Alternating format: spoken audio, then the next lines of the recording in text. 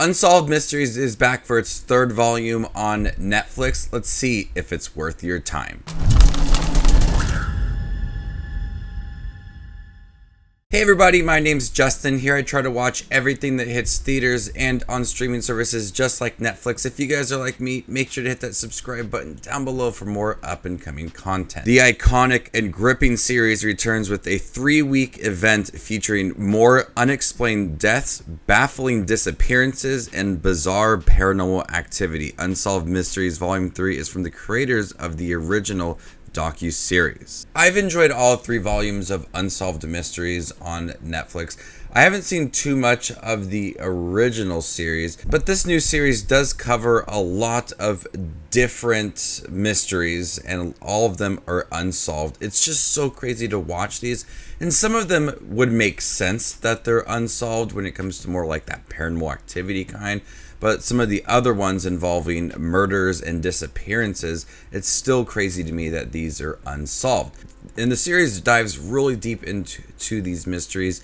Each episode is about 45 to about 55 minutes long, so you get a lot of information thrown at you, a lot of reenactment of what had happened, interviews. It just fills its runtime nicely with things to add to the mystery. One thing I've noticed now finally in this third volume and the previous 2 volumes as well is the way that these episodes start. If it's a disappearance of a young girl on a train track, or if it's a group of citizens seeing these bright lights, or if it was a young man who was cut in half and laid in the woods. The way that this series starts, it's almost like they think that we knew what had happened with this case. And a lot of these cases I have not heard about. Going into it, I'm going into it with an open mind about what had happened.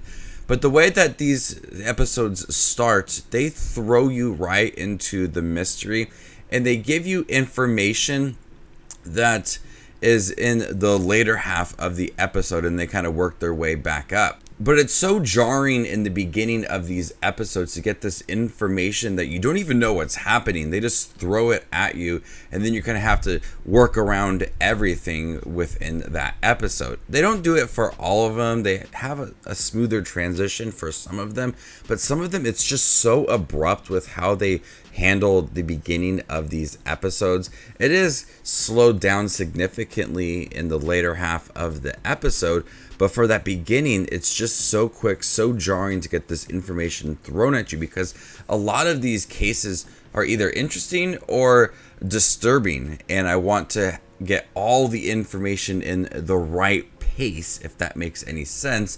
But some of them just have a really hard transition in the beginning that makes it hard to just kind of follow along. One thing I like about this series, and especially this third volume, is how it maintains its atmosphere. We know that every single case is going to be chilling to watch. Some of them are going to be harder to watch than others. Some are going to be disturbing and violent. Some are going to have disappearances. You get a lot of emotional scenes from the interviews, from the parents, the police involved, investigators, whoever it is. But they always maintain that atmosphere. It's always chilling from beginning to end. The way that the score is handled, the way that they piece together the footage or photos or the reenactments or the interviews, it's all pieced together in the right way to get that feeling to it and that atmosphere and that tone that's perfect for the Halloween time. The series starts off with an unsolved mystery of a young girl that left a graduation party, was later found dead on a train track several miles from her home, but her clothes and her shoes were found several miles away from where she was found dead. Another mystery surrounding this guy who's into wrestling in Las Vegas, and he might have got caught up with the mob. But each one is personal in its own way, has its moments with the interviews to have those emotional sequences.